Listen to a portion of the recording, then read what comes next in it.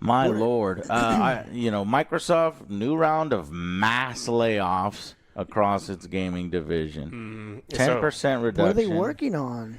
Anything major? So, Well, this is what Because, they're this canceling is a what we're lot. talking about right now. yeah, I mean, they've got a bunch of things that are in the pipeline, of course. And this could just be that these games weren't very good, and they looked at them. It also could be that they're like someone from way, way, way up top in Microsoft proper said, hey, you're not making enough money, fire 10% of your employees, period. And so we don't know. They've also canceled the mobile game. Warcraft Rumble will receive no future updates. One thing that was shocking to me is they let go a bunch of people at King. King, if you don't know, is Candy Crush. It's the Activision Blizzard section that makes all of the money and costs very little of the money. And they 10% reduction, 200 people at social game developer King. Yeah, and so Even if you're successful, even if you're making the most money, filthy. you're at risk. Yeah. This is all part of an intention to fire 3% of its staff. That's just under 7,000 people in May. Looming cuts to the company's game business were first reported last week.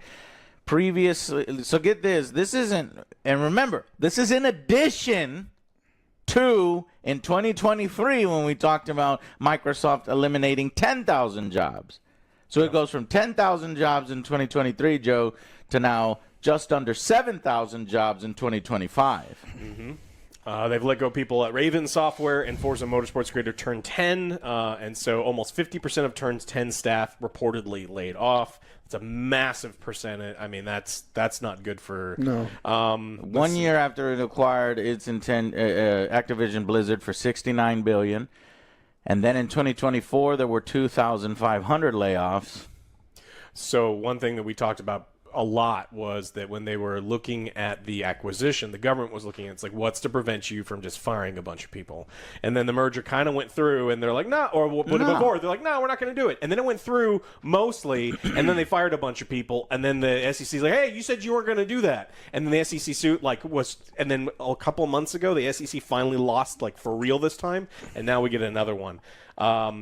Phil Spencer says, in a memo sent to Xbox employees when yesterday's layoffs were announced, Spencer said the gaming division has more players, games, and gaming hours than ever before.